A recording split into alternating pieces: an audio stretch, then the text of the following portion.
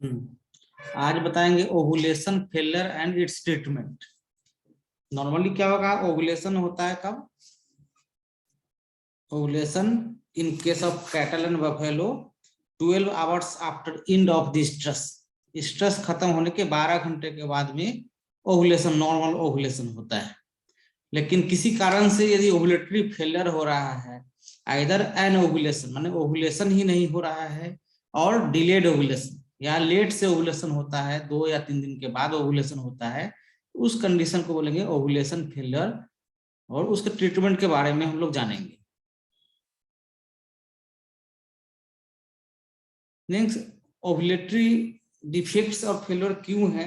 तो ओवुलेशन हम अभी जस्ट बताया कि 10 से 12 घंटे के बाद में होता है after end of the stress in case of cattle and buffalo, और 18 to 26 hours after the ovulatory LH peak. LH peak जब भी होगा तो स्ट्रेस के साथ ही हो जाता है एलएच पीक, और ओवुलेशन में टाइम लगता है, तो एलएच पीक ही ओवुलेशन कराता है। ठीक है, तो 18 से 26 घंटे के एलएच पीक के बाद में ओवुलेशन होता है, या 10 से 12 घंटे after end of the stress. Stress खत्म होने के 10 से 12 घंटे में ओवुलेशन होता है, normal ovulation. Usually only one or occasionally 2 follicles ovulate or other follicles regresses।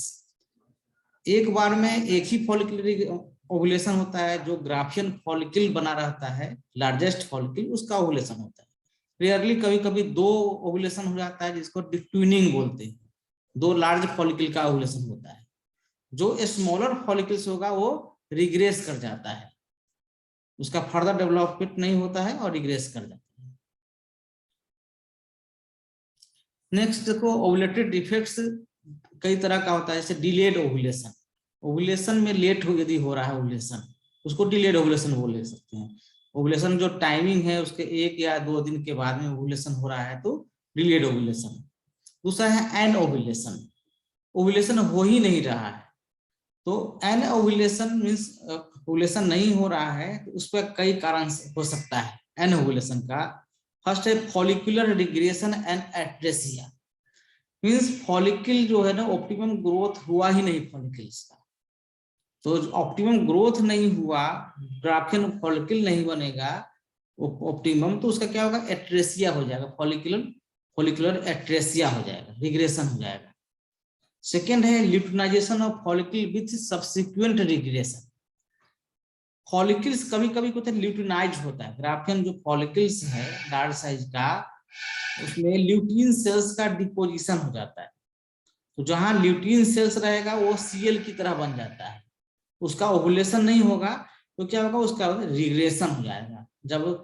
जब नेक्स्ट पीजीएफ-12 यूटेरस से रिलीज हो जाएगा तो उसका रिग्रेशन हो जाएगा और ओवुलेशन नहीं होगा। सेकेंड हो गया। थर्ड है ओवुलेशन में continued follicular growth and cyst. Third condition क्या हो जाता है कि फॉलिकल्स का कंटिन्यूअस ग्रोथ होते जाएगा और ओवुलेशन नहीं हो रहा है, मींस लार्जर फॉलिकुलर साइज हो रहा है और ओवुलेशन नहीं हो रहा है। तो इसमें 2 बीमारी आता है, follicular cyst and luteal cyst, जो आगे डिस्कशन करेंगे। इसमें फॉलिकुलर ग्रोथ कंटिन्यू रहेगा।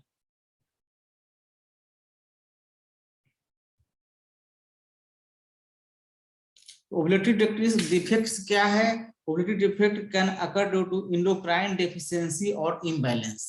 मेनली क्या है, एलएच हार्मोन ओवुलेशन में मदद करता है, तो या तो एंडोक्राइन डेफिशिएंसी होगा, एलएच कम पड़ जा रहा है, और उसका इम्बैलेंस हो जा रहा है, एलएच और एफएसएच का इम्बैलेंस हो रहा है। प्रॉपर एफएसएच यदि नहीं रहेगा तो क्या होगा, फॉलिकुलर ग्रोथ नहीं हो पाएगा प्रॉपर, और फॉलिकुलर ग्रोथ प्रॉपर नहीं होगा तो एस्ट्रोजन लेवल जो फॉलिकल से रिलीज होता है वो हाई नहीं हो पाएगा, और एस्ट्रोजन लेवल जब हाई होता है तभी जाकर के एलएच सर्ज होता है। तो एलएच एस्ट्रोजन लेवल लो होगा तो एलएच सर्ज नहीं हो पाएगा, तो इसलिए ओवुलेटरी डिफेक्ट हो सकता है। Next, ovulatory defect is due to complex interaction in between ovarian hormones, anterior pituitary hormones and hypothalamus. ठीक है, जैसे हाइपोथैलेमस से जीएनआरएच रिलीज होता है, इंटीरियर पिट्यूटरी से एफएसएच एंड एलएच रिलीज होता है, एंड ओवरी से क्या होगा, प्रोजेस्टेरोन रिलीज होगा, सीएल से प्रोजेस्टेरोन, फॉलिकल से एस्ट्रोजन रिलीज होगा। तो इसका इंटरेक्शन जो होगा एक दूसरे के कोऑर्डिनेटेड वे में यदि हो रहा है तो ओव्यूलेशन होगा। यदि कोऑर्डिनेशन नहीं रहेगा हार्मोन्स के बीच में तो ओव्यूलेशन नहीं हो पाएगा। नेक्स्ट क्या है, thus if the quantity of pituitary hormones release is insufficient, means FSH और LH insufficient है, its timing is incorrect, means जिस टाइम पर LH का रिलीज होना चाहिए उस समय नहीं हो रहा है, then ovulation is delayed or fail to occur।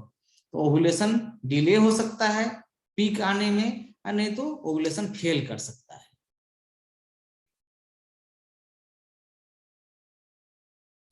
Next क्या, डिलेड LH सर्ज यदि हो रहा है तो देयर इज डिलेड ओवुलेशन और failure of fertilisation.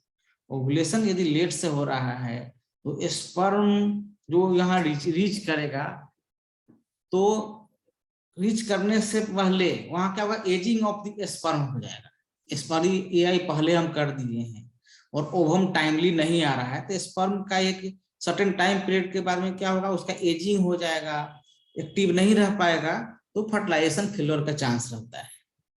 Delayed ovulation का नेक्स्ट डायग्नोसिस हम लोग कैसे करेंगे, diagnosis is based on the per rectal palpation of the ovaries. Ovary का पर रेक्टल पाल्पेशन हम लोग करते हैं, ठीक है। तो पर रेक्टल पाल्पेशन कैसे करेंगे, ये डिलेड ओवुलेशन में जब ओवरी को हम पाल्पेट करेंगे तो delayed ovulation is generally assumed to be one of the cause of failure of conception in cyclic cow. Cyclic cow जो एनिमल बार बार हीट में आ रहा है, हर 21 दिन के बाद में हीट में आ रहा है, लेकिन वो कंसीव नहीं कर रहा है, तो डिलेड ओवुलेशन एक कारण हो सकता है। तो जो रेक्टल पाल्पेशन करेंगे तो उस पर फॉलिकल्स रहेगा, प्रेजेंट रहेगा। आफ्टर यानी 2 दिन 3 दिन स्ट्रेस के बाद में फॉलिकल्स स्ट्रेस ड्यूरेशन बढ़ जाएगा डिलेड ओवुलेशन के कारण, और फॉलिकल्स उसमें प्रेजेंट रहेगा। ओवुलेशन लेट से होता है, 2-3 दिन के बाद में होगा। ट्रीटमेंट क्या होगा, has consisted of using those hormones that might hasten the time of ovulation. माने ओवुलेशन टाइम को फास्ट करेगा, उस हार्मोन का ट्रीटमेंट हम लोग देते हैं। उसमें ओवुलेशन कौन कराएगा, LH कराएगा या GnRH कराएगा, क्योंकि GnRH इंडायरेक्टली क्या करता है, LH से रिलीज कराएगा, FSH LH रिलीज कराता है। तो GnRH administration causes a rapid rise in FSH and LH, और FSH और LH का पीक होता है within 30 to 60 minute and return to pre injection value within 4 आवर्स। 4 घंटा के बाद में इसका GnRH का इफेक्ट खत्म हो जाता है जनरली। तो LH का GnRH का इंजेक्शन हम लगा रहे हैं तो ये ज्यूम करेंगे कि टाइमली ओवुलेशन करा देगा।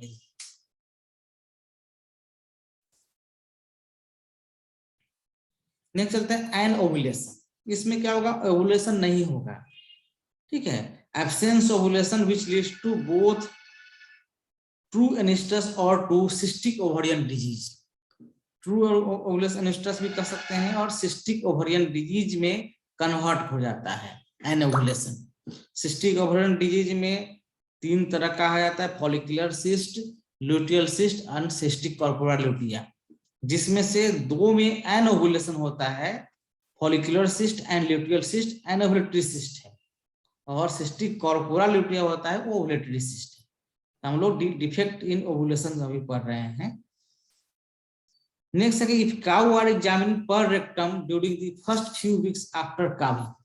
काविंग के माने बच्चा दे दिया है उसके बाद में हम एग्जामिन करते हैं, ये number of enlarge ovulatory follicles can often be detected. उस समय क्या होता है कि बहुत सारे फॉलिकल्स इनलार्ज रहेगा, लेकिन इनलार्ज फॉलिकल्स डिटेक्ट हो जाता है बहुत सारा। अब डायग्नोसिस एन ओवुलेशन का हम लोग कैसे करेंगे, रेक्टल पाल्पेशन और ultrasonography. Anovulation rectal palpation करेंगे, ओवुलेशन नहीं होगा, उस कंडीशन में फॉलिकल्स दिखेगा, ब्लैक कैविटी रहेगा, और ब्लैक कैविटी का मतलब है क्या, फॉलिकल्स, फ्लूइड फिल्ड कैविटी रहेगा, फॉलिकल्स है। अल्ट्रासोनोग्राफी में रेक्टल पाल्पेशन में पाल्पेट करेंगे तो soft fluid filled structure on the ovary मिलेगा। एनओवुलेशन का भी ट्रीटमेंट क्या आएगा, जीएनआरएच इंजेक्शन हम लोग लगाते हैं ट्रीटमेंट के रूप में। ट्रीटमेंट में एनओवुलेशन डिलेड ओवुलेशन का सेम है। जीएनआरएच इसका एनालॉग, जीएनआरएच एनालॉग है buserelin acetate and 20 microgram IM injection लगाते हैं, सिंगल इंजेक्शन। ट्रेड नेम है रिसेप्टल, गाइनारिच, ठीक है, और सारे ट्रेड नेम है, फर्टिफिक्स, ये सारे ट्रेड नेम है। एंड ईच एमएल कंटेंस, जो ट्रेड नेम है रिसेप्टल गाइनारिच, इसमें 1 ml में जो रहेगा content, each ML contains 4 microgram of buserelin acetate. और यहाँ देखेंगे कि टोटल डोज हम कितना दे रहे हैं, 20 माइक्रोग्राम आईएम। तो 20 माइक्रोग्राम का मीनिंग हो गया 5 ml, 5 ml IM injection in case of anovulation और डिलेड ओवुलेशन इंजेक्शन लगाएंगे। नेक्स्ट है डायरेक्ट हम लोग एलएच लाइक एक्टिविटी का जो हार्मोन्स होगा वो देंगे। तो दूसरा है एससीजी, ह्यूमन कोरियोनिक गोनाडोट्रोपिन, जो एलएच लाइक एक्टिविटी करता है। इसका ट्रेड नेम आता है कोरोलोन, ओवालाइज, प्यूवरजेन, ठीक है, या कोरोलोन जैसे हम लेंगे तो एक 5 ml का डोज आता है एंड ईच ml 5 ml में 1500 इंटरनेशनल यूनिट कोरोलोन इंजेक्शन रहेगा, एससीजी रहेगा, ह्यूमन कोरियोनिक गोनाडोट्रोपिन। तो सिंगल इंजेक्शन सफिशिएंट है फॉर एनओवुलेशन और डिलेड ओवुलेशन। नेक्स्ट चलते हैं सिस्टिक ओवरियन ओवरीज और ओवरियन डिसफंक्शन बोल सकते हैं। और सिस्ट अर्ली पोस्टपार्टम पीरियड में ज्यादा होता है। Transition from non cyclic condition to regular cyclicity, क्योंकि पार्चुरेशन के बाद में, पार्चुरेशन से और रेगुलर साइक्लिसिटी आने का जो पीरियड होता है वो ट्रांजिशन फेज है। प्रेगनेंसी फेज और फिर नॉर्मल साइकिल के बीच में ट्रांजिशन फेज है, उस समय ओवुलेटरी डिसफंक्शन ज्यादा होता है। Cystic follicles develop due to dysfunction of the hypothalamic pituitary ovarian axis. Hypothalamus से जीएनआरएच रिलीज होगा, पिट्यूटरी से FSH and LH and ovaries पर एक्ट करेगा और फॉलिकुलर डेवलपमेंट करेगा। इसमें डिसफंक्शन कहीं भी होगा तो सिस्टिक ओवरी डेवलप हो जाएगा। इसका इटियोलॉजी है मल्टीपल है, multifactorial aetiology in which genetic, phenotypic and environmental factors is the main cause. कोई भी कारण हो सकता है। सिस्टिक ओवरियन फॉलिकल्स फॉर्मेशन में result from defect in ovary और फॉलिकल एंड द हाइपोथैलेमस और पिट्यूटरी एज वेल। ओवरी में डिफेक्ट हो सकता है और इवन हाइपोथैलेमस में भी डिफेक्ट हो सकता है। सफिशिएंट जीएनआरएच रिलीज ही नहीं हुआ तो ओवुलेशन होगा नहीं होगा। या पिट्यूटरी में डिफेक्ट यदि आ रहा है और पिट्यूटरी हार्मोन्स एफएसएच और एलएच रिलीज ही नहीं कर रहा है, तो उस कंडीशन में भी सिस्टिक ओवरीज हो सकता है। इसमें क्या होगा, LH release from the hypothalamus pituitary axis is Altered and next pre ovulatory LH surge is either absent. Ovulation से पहले जो एलएच सर्ज होता है या तो एब्सेंट हो सकता है या इनसफिशिएंट हो सकता है, occurs at A wrong time during dominant follicle maturation. Means जिस टाइम में फॉलिकल्स ग्रो मैच्योर कर गया है उस समय नहीं हो रहा है, तो उस समय नहीं हो रहा है तो फॉलिकल्स का ओवुलेशन नहीं करा सकता है, तो सिस्ट का फॉर्मेशन हो जाएगा। नेक्स्ट क्या है, Altered feedback mechanism of oestrogen on the hypothalamus pituitary. उससे क्या कारण क्या होगा, देयर इज एब्नॉर्मल जीएनआरएच और LH release and cyst formation. Abnormally GnRH release होगा तो सिस्ट फॉर्मेशन होगा इसमें। सेकेंड सिस्ट कहते हैं follicular cyst. Follicular cyst are the structures of about 2.5 centimetre और larger thus persist for a variable period in the absence of the corpus luteum। CL के absence में यदि कोई भी फॉलिकुलर स्ट्रक्चर 2.5 सेंटीमीटर या उससे बड़ा साइज का होगा तो उसको फॉलिकुलर सिस्ट बोलेंगे। सीएल प्रेजेंट नहीं होना चाहिए। तो सीएल यदि प्रेजेंट नहीं है तो एनिमल क्या होगा, हीट में आएगा। फॉलिकुलर सिस्ट में फॉलिकल्स प्रेजेंट रहेगा और उसका ओवुलेशन नहीं हो रहा है, तो एनिमल हीट में रहे, कंटिन्यूअस हीट में रहेगा, 4, 5, 6 दिन तक हीट में रह सकता है। ठीक है, नेक्स्ट है any follicular structure on the ovary in the absence of luteal tissue larger than normal follicular size that persist for a significant period of time and affect the estrous cycle of the animal। कोई भी follicular structure CL के presence में यानी luteal tissue के absence में यदि normal follicular size से बड़ा होगा तो सिग्निफिकेंट पीरियड ऑफ टाइम तक यदि परसिस्ट रहता है तो एस्ट्रस साइकिल को ऑफ द एनिमल को अफेक्ट करता है। एस्ट्रस साइकिल का लेंथ क्या होगा, बढ़ा देगा, एस्ट्रस पीरियड को बढ़ा देता है, साइकिल लेंथ को शॉर्ट करेगा, स्ट्रेस ड्यूरेशन को बढ़ा देता है फॉलिकुलर सिस्ट। इस नेक्स्ट क्या है, follicular cyst are anovulatory structures है, so as long they persist and cow will remain infertile. Anovulatory होता है। Holstein Friesian are the most susceptible to develop a cystic condition in high yielding dairy animals. जो exotic breed है, HF या HF cross breed है, उसमें ज्यादा होता है। जो हाई यील्डिंग ब्रीड है फॉलिकुलर सिस्ट का चांस उसमें ज्यादा होता है।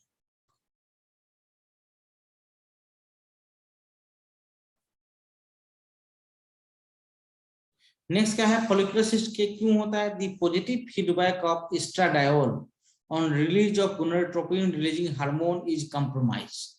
यानी एस्ट्रोजन कहां से रिलीज होगा, फॉलिकुलर सेल्स से एस्ट्रोजन रिलीज होता है, और एस्ट्रोजन रिलीज होगा तो क्या होगा, जीएनआरएच को एक्स्ट्रा रिलीज कराता है, जिससे क्या होगा, एलएच पीक होगा, एलएच सर्ज होगा, और ये इसमें क्या होगा, कंप्रोमाइज्ड हो जाता है, एलएच प्रॉपर रिलीज नहीं हो पाता है, इसलिए सिस्ट डेवलप कर जाता है। या दूसरा कर सकते हैं, pituitary gland pre ovulatory LH surge that normally induces ovulation does not occur. माने जो एलएच सर्ज हो रहा है पिट्यूटरी ग्लैंड से वो नहीं हो पाता है।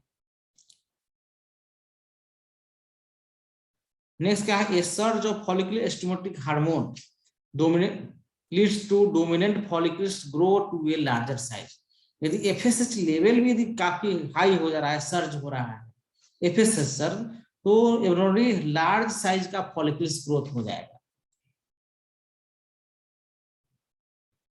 इसको क्या बोल देंगे, these oversized follicles are termed as follicular cyst which produces high concentration of estradiol and inhibin।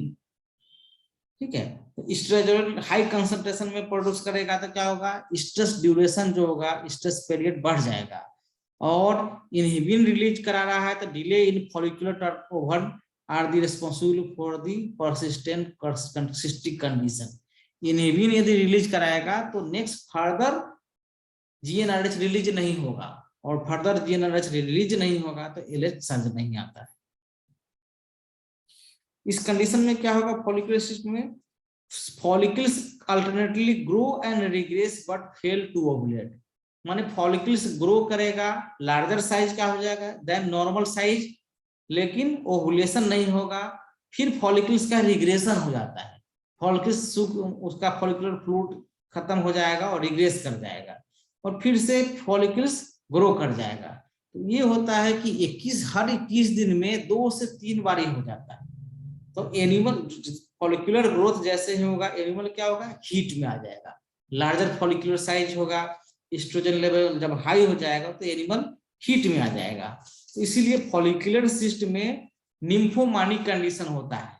निम्फोमानिया का मतलब होगा animals are always in heat. ठीक है,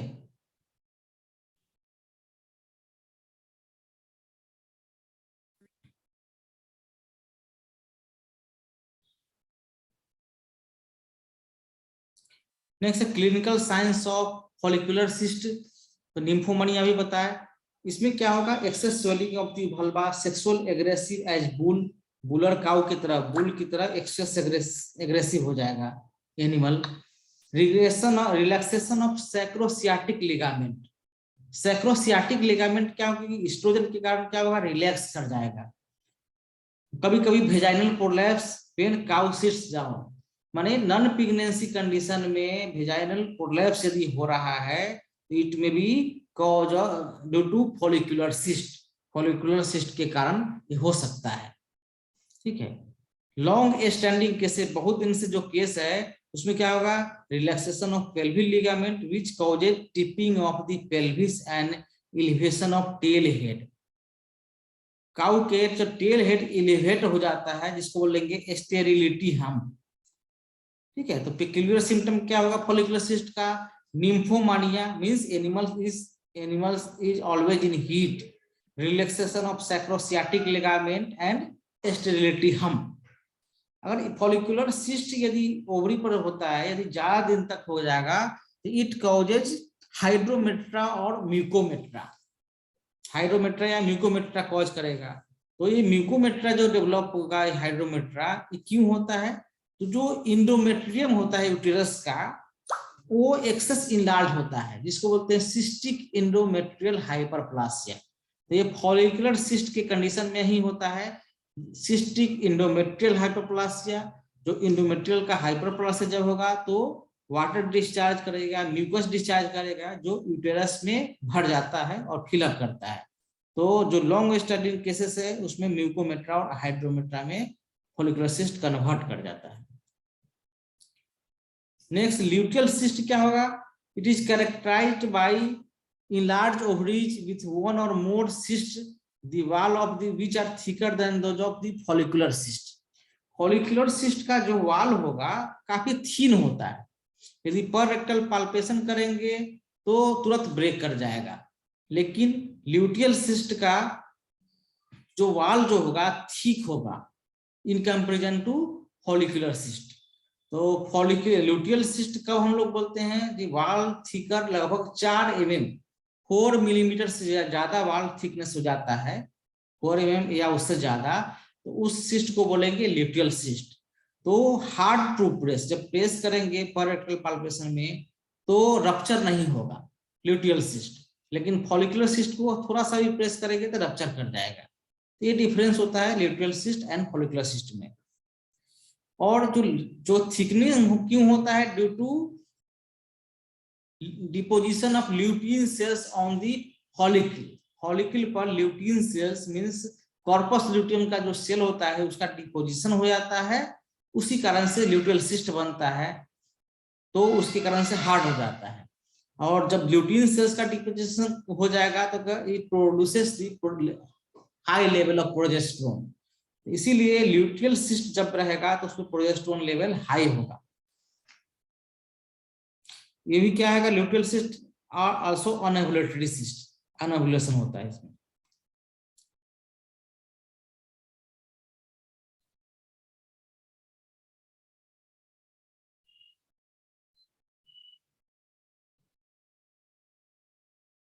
तो इसको इसका टर्म है ल्यूटियल सिस्ट का डेफिनेशन बोलते हैं, luteinized follicular cyst is known as luteal cyst. Follicular cyst ही जब क्रोनिक हो जाता है तो उसका ल्यूटिनाइजेशन यदि हो गया तो उसको बोलते हैं ल्यूटियल सिस्ट। तो ल्यूटियल सिस्ट और सीएल में कंफ्यूज कभी मत नहीं होना, ल्यूटियल सिस्ट सीएल नहीं है। कॉर्पस ल्यूटियम कब बनेगा, आफ्टर ओवुलेशन, ओवुलेशन के बाद ही बनता है। ठीक है, लेकिन ल्यूटियल सिस्ट और follicular cyst both are anovulatory cyst, anovulatory cyst बोलते हैं, ओवुलेशन इसमें नहीं होता है।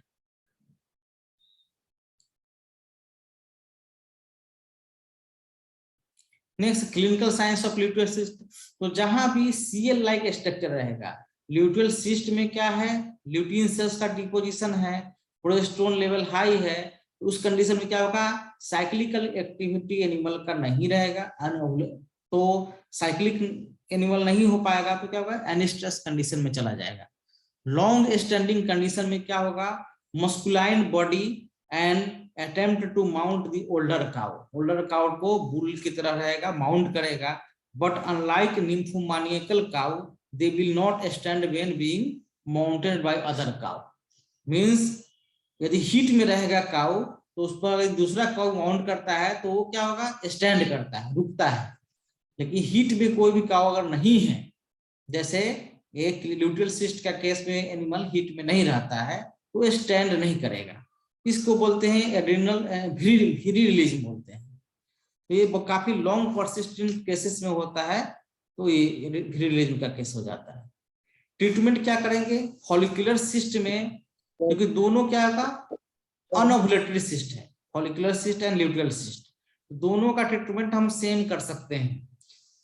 तो लेकिन फॉलिकुलर सिस्ट या ल्यूटियल सिस्ट में हाई डोज हार्मोन्स का जरूरत पड़ता है। फॉलिकुलर सिस्ट में देखो is treated with HCG means LH like hormones 3000 to 450 माने 4500 इंटरनेशनल यूनिट मींस कोरोन इंजेक्शन जो हम बताए थे कि 1500 इंटरनेशनल यूनिट का आता है, वो 3 से 4 इंजेक्शन देने पड़ेगा।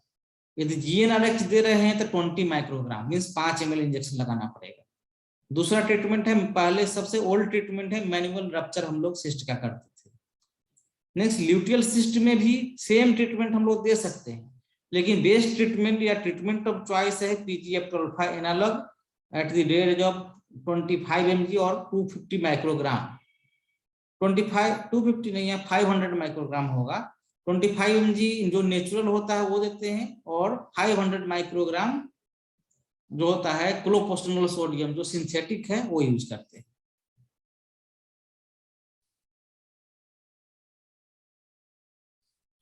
तो ठीक है कि शॉर्ट में सारे एनोवुलेशन का ट्रीटमेंट कॉज बताया गया है। डिटेल में फॉलिकुलर सिस्ट ल्यूटियल सिस्ट से बुक से कंसल्ट करना है। सर हाँ बोलो सर, हाँ। ये फॉलिकुलर सिस्ट कन्वर्ट होता है ल्यूटियल सिस्ट में, ये थोड़ा एक बार फिर से समझा दें। फॉलिकुलर सिस्ट क्या होगा, वाल उसका काफी थीन होता है और एनओवुलेटरी होता है। उसमें यदि काफी दिन से यदि फॉलिकुलर सिस्ट परसिस्ट करता है तो उस पर फॉलिकल्स पर ल्यूटिन सेल्स का डिपोजिशन हो जाता है, कॉर्पस ल्यूटियम सेल्स का डिपोजिशन हो जाएगा और वो वाल थिक हो जाता है। वाल थिक होगा, ल्यूटिन सेल्स जहां भी रहेगा वहां पर ब्लड सप्लाई बढ़ जाएगा, इसलिए वाल उसका फॉलिकुलर सेल्स का थिक हो जाएगा। और वाल थिक होगा तो रप्चर कर माने जब प्रेस करेंगे तो प्रेस होगा लेकिन रप्चर नहीं कर पाएगा, जबकि ल्यूटियल सिस्ट का थोड़ा सा भी प्रेस करेंगे तो रप्चर हो जाएगा। और फॉलिकुलर सिस्ट में क्या होगा, एस्ट्रोजन लेवल हाई होगा, ल्यूटियल सिस्ट में प्रोजेस्टेरोन लेवल हाई होगा, क्योंकि वहां ल्यूटिन सेल्स का डिपोजिशन है। इसलिए बोलते हैं luteinized follicular cyst is known as luteal cyst. जो फॉलिकुलर सिस्ट ल्यूटिनाइज्ड हो जाता है क्रोनिक कंडीशन में, वो ल्यूटियल सिस्ट में कन्वर्ट कर जाता है।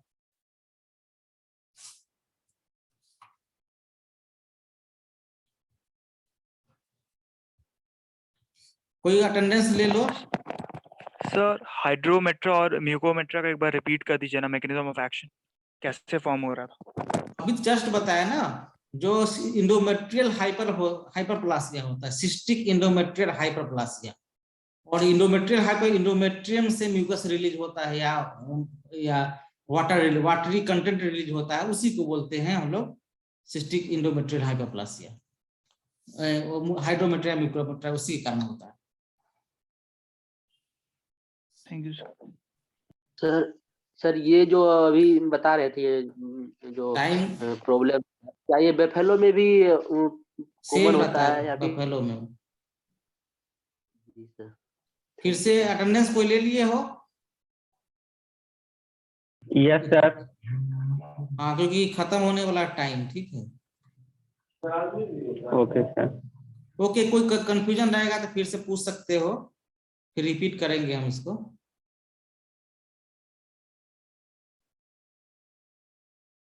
Hello, yes sir.